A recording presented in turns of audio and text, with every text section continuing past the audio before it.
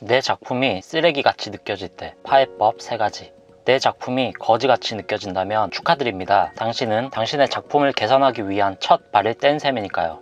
구독, 좋아요, 알림 설정 안 해주셔도 돼요. 해주시면 엄청 좋겠지만 대부분의 초심자의 경우 자신의 작품에 너무 빠져있다 보니 자신의 작품의 객관성을 잃기 마련입니다. 작품에서 한 발짝 떨어져 멀리서 지켜보는 시각이 필요한데 사실 자식 같은 내 작품을 객관적인 시선으로 바라본다는 건 쉽지 않은 일입니다. 그래서 내 작품에 대한 객관성을 갖게 할 수 있는 한 가지 방법을 알려드리자면 우선 완성을 합니다. 초안이라고 생각하고 신나게 써내려 가는 거죠. 그리고 일주일에서 2주일 정도간 이것에 대한 생각을 완전히 비웁니다. 완전히 다른 시나리오를 만들어 보는 것도 좋은 방법이고요. 어쨌든 그렇게 1, 2주가 지난 뒤 다시 내 작품을 펼쳐봅니다. 내 작품이 거지같이 느껴진다면 축하드립니다. 당신은 당신의 작품을 개선하기 위한 첫 발을 뗀 셈이니까요. 최악이라고 해서 나쁘다는 건 아닙니다. 최악이라는 걸 깨달았다면 최악을 벗어날 기회인 모험의 소명이 시작된 것이기 때문이죠. 오히려 문제는 1주나 2주가 지났는데도 자신의 작품에서 뭔가 문제가 있다고 느끼지 못하는 경우인데요. 그 경우 결론은 2가지 뿐이겠죠. 정말 엄청나게 훌륭한 스토리거나 아직 내 작품에 대한 객관성을 갖추지 못했거나 그래서 문제를 느끼지 못했다면 그 상황에서 더 할 게 없어지게 됩니다. 실제로 뭘 도와드려야 할지도 모르는 상황입니다. 부디 엄청나게 훌륭한 스토리이기를 바랄 뿐이죠. 하지만 뭔가 문제를 느꼈다면 당신은 자신의 작품에 대한 객관적인 시선을 획득한 것이니 이 상황을 타개할 3가지 꿀팁에 대해 이야기해 봅시다.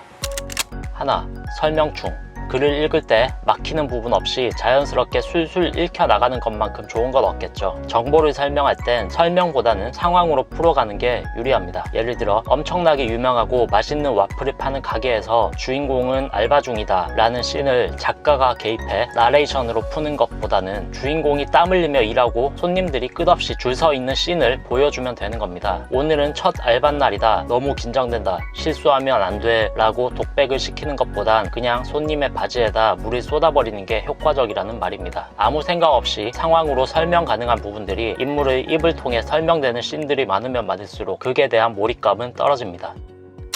둘, 주인공은 능동적일 것. 주인공은 말 그대로 극을 이끌어 나가는 가장 중요한 인물입니다. 상황이 벌어질 때마다 수동적으로 행동하거나 관찰자 시점으로만 존재한다면 주인공에 어울리지 않는 인물일지도 모르니 좀 더 어울리는 인물로 주인공을 바꾸어 보는 건 어떨까 싶네요. 누군가가 루피를 속여 악마의 열매를 먹이고 가기 싫어하는 루피를 억지로 배에 태워 해적왕이 되자고 설득하는 것보단 해적왕이 되기 위해 악마의 열매를 스스로 먹고 수용도 못하지만 바다로 출동하는 게 주인공의 역할이죠.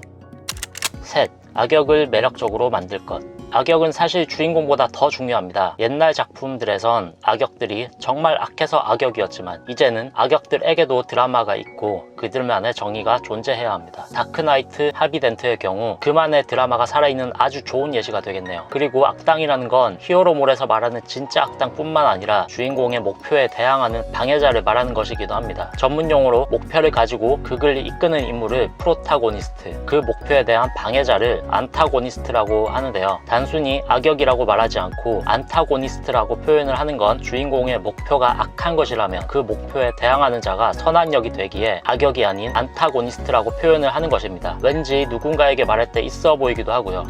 이 작품은 안타고니스트가 입체감이 조금 부족한데? 다른 남자.